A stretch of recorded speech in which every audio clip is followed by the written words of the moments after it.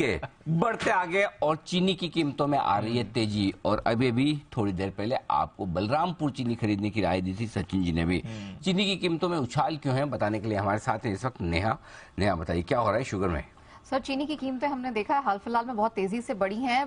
In fact पिछले हफ्ते जो मार्च कॉन्ट्रैक्ट आइस रॉ शुगर का एक्सपायर हुआ था वो 22 सेंट पर हुआ था, जो कि 6.5 साल के उच्चतम स्तर है। मई कॉन्ट्रैक्ट की भी बात करें, वो इनफैक्ट कॉन्ट्रैक्ट हाई पर ट्रेड कर रहा है, भले 6 साल के हाई से थोड़ा नीचे हो, लेकिन अभी भी ऊंचे लेवल पर बना हुआ है। और बीते हफ्ते सारी एग्री कमोडिटीज हैं वो बिल्कुल फिजल आउट कर गई थी। एकमात्र चीनी थी जो 6.5% की वीकली स्ट्रेंथ को लेकर बंद हुई है। सबसे पहला डेवलपमेंट तो सर अभी हुआ है, शुगर एवं खाद्य उपभोक्ता मंत्रालय की तरफ से बयान आया है कि अप्रैल में वो चीनी एक्सपोर्ट की समीक्षा करेंगे। और ऐसा वो क्यों कह रहे हैं, क्योंकि वित्त वर्ष 2023 के लिए उन्होंने उत्पादन घटने की यहां पर आशंकाएं उनको लग रही है। अभी तो जो नंबर है वो थोड़ा सा कम ही लग रहा है, लेकिन महाराष्ट्र में बारिश के कारण और जिस तरह के वेदर कंडीशंस बने हुए हैं, ऐसा लग रहा है कि उत्पादन पर असर पड़ सकता है। और इसका हमने डेटा भी चेक किया है, फरवरी के अंत से 2 दर्जन मिले हैं जिसमें क्रशिंग रुक चुकी है, तो ये एक दिक्कत आती हुई दिखाई दे रही है। बाकी इंटरनेशनल मार्केट में देखें, जो दूसरे बड़े प्रोड्यूसर्स हैं,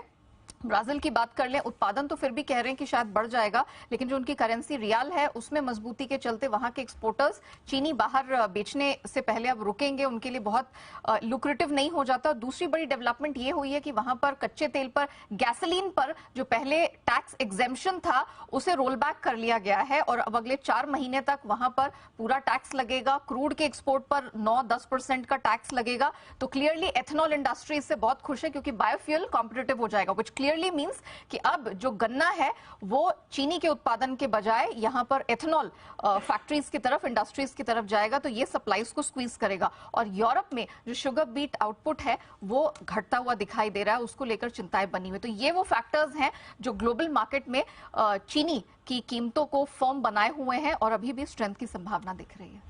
तो आप कह रही हैं कि आगे प्राइसेस और बढ़ने की पूरी संभावना ऑलरेडी हम 22 सेंट देखकर आ चुके हैं। नियर टर्म सप्लाई की चिंताएं बनी हुई है। 4 मंथ कॉन्ट्रैक्ट्स हैं फिर भी ईज आउट होते हुए दिख रहे हैं, लेकिन अभी छोटी अवधि में नियर टर्म में ऐसा लग रहा है कि अभी भी चीनी को लेकर जो दिक्कतें हैं वो बनी रहेंगी। तो शॉर्ट टर्म में शुगर स्टॉक्स को अपने रेडार पर रखना है। अभी बलरामपुर चीनी की बात चल रही थी, आई थिंक आज ही भारत में बयान आया मिनिस्टर साहब की तरफ से कि इंडिया में तो आउटपुट अच्छा खासा रहेगा, बट फिलहाल एक शुगर प्राइसेस पर नियर टर्म में एक कंसर्न है। बलरामपुर डेज हाई पर भी ट्रेड